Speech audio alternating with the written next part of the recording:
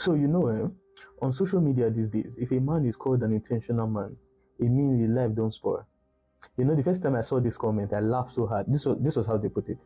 If women call you an intentional man these days, just know say your life don't spoil. I laugh so hard because it couldn't be that bad. But then outside the humor, is there some truth to this thing? You see, when a term becomes popular, it often gets twisted. People interpret it their own way. We've seen this thing happen so many times. Terms like feminism, narcissism, misogyny, there are so many of them.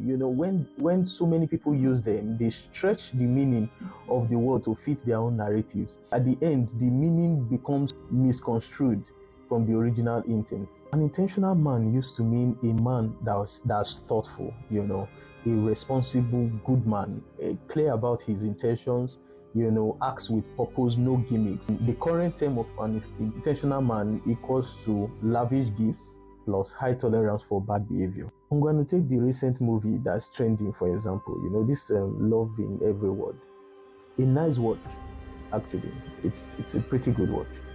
But the main buzz has been so much around Odogu, his extravagant spending, Almost no one is talking about the negative energy from the lady. Yes, I understand there's the backstory of her trauma and all that, but that notwithstanding, it was still negative energy. In fact, first things first, social media was filled with comments, especially from ladies, which is fine.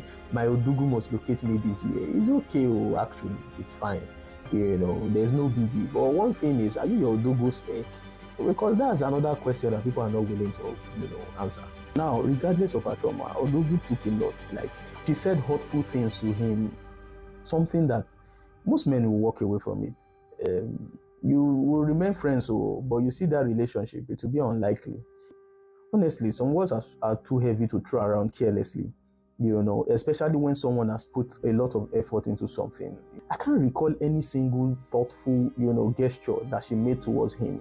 And then in typical fashion for some ladies, when it came to time for appreciation, she wanted to offer him sex for a good night out. You've had a very good time out. Now you want to appreciate him, and sex was the only thing that came to your mind. No, now, queen.